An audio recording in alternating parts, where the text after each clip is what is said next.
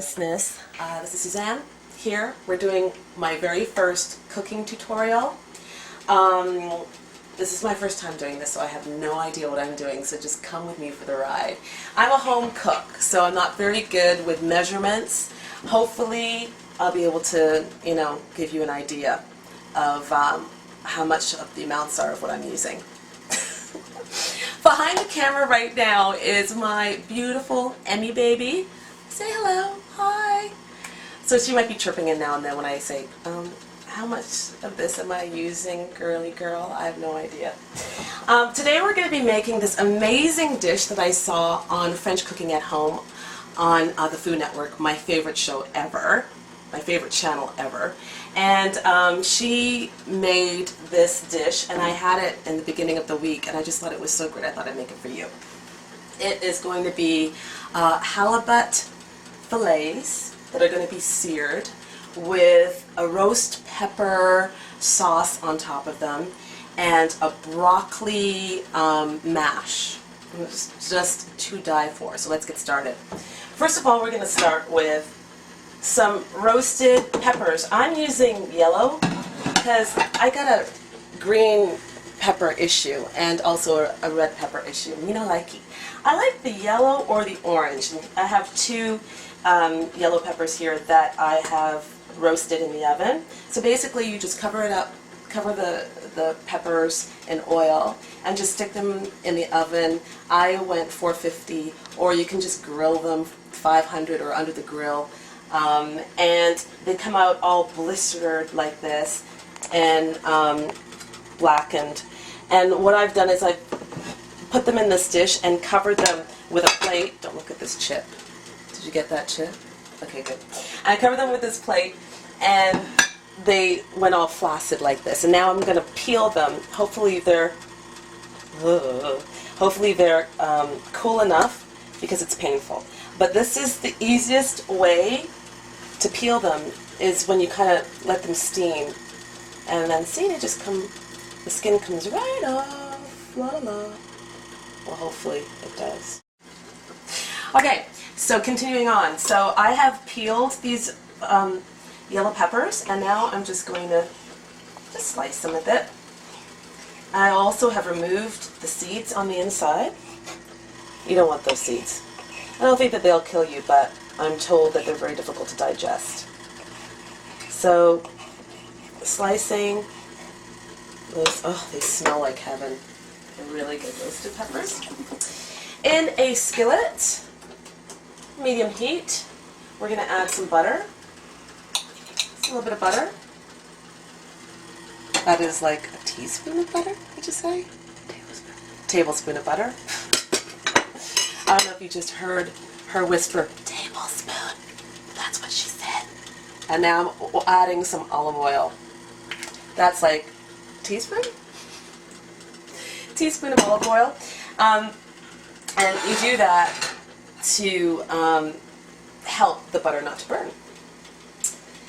And let that melt.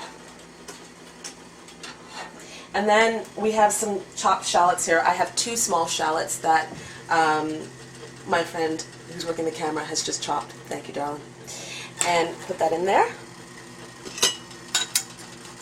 And let that cook for a few minutes. I'm going to add some salt into that because, where's my salt? Where's my salt? Salt, when you add salt to onions, they help them to exude their liquid and they soften quicker. So now we're just waiting for it to cook.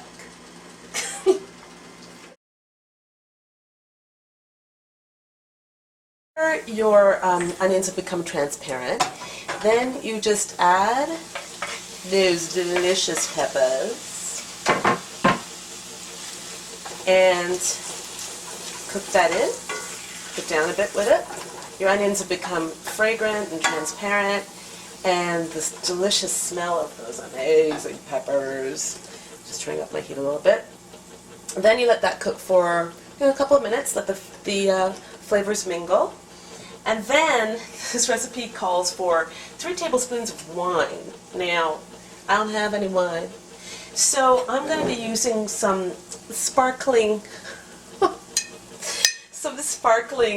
grape juice, sparkling white wine grape juice. Oh, I'm supposed to be using 3 tablespoons. I just put about 3 tablespoons in there because it's spilled. Anyway, 3 tablespoons. Cook that deliciousness up. After this is cooked for about 2 to 3 minutes, then add some vegetable broth. And I'm going to use about 1/2 cup.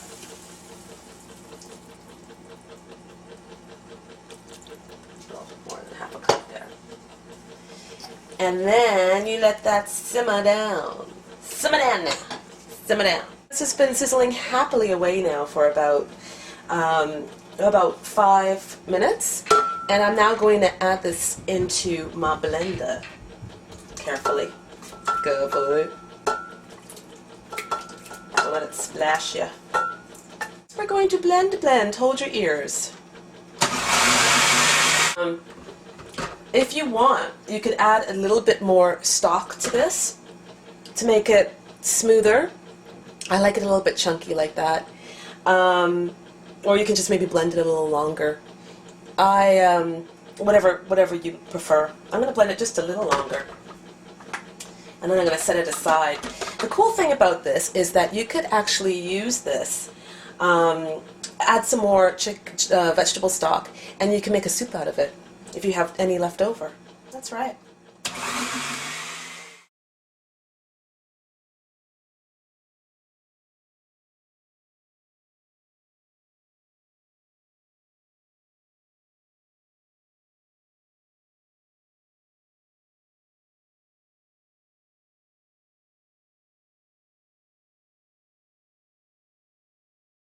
Broccoli and leek is tender and soft and still not gray and horrible. And I'm going to now strain it, remove the water.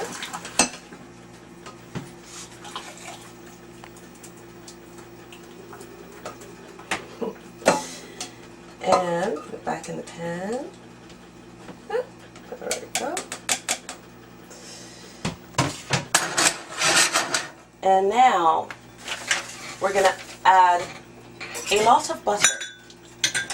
A lot. Let's start. 2 tablespoons. Well, you know, this is going to be for a lot of people, okay? It's not just going to be for me. I'm not going to eat the whole thing. And along with that, we're going to cut some lime and put some lime in.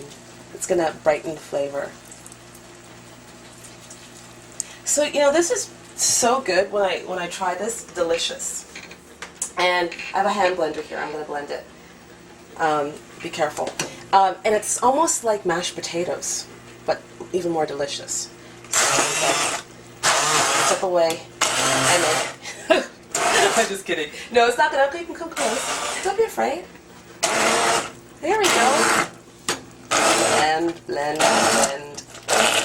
Look, so you'll come a delicious broccoli mash. And it looks so elegant when served with a fork. And it's just buttery and delicious. What's so funny? Oh, did I get you? Oh my gosh. She's having a laughing fit and I don't know why. What? Tell me, does it sound funny? Oh. Okay, that's the consistency we want. It's like a broccoli mash. Delish. I'm going to put that aside for a bit. That's what it looks like. And it tastes so delicious and buttery and heavenly. And it's really pretty too. That aside. My kitchen is becoming quite a mess. And I'll get to that fish. In this pan, in a hot pan. Oh, guess what? Butter. We need some butter. And we used it all.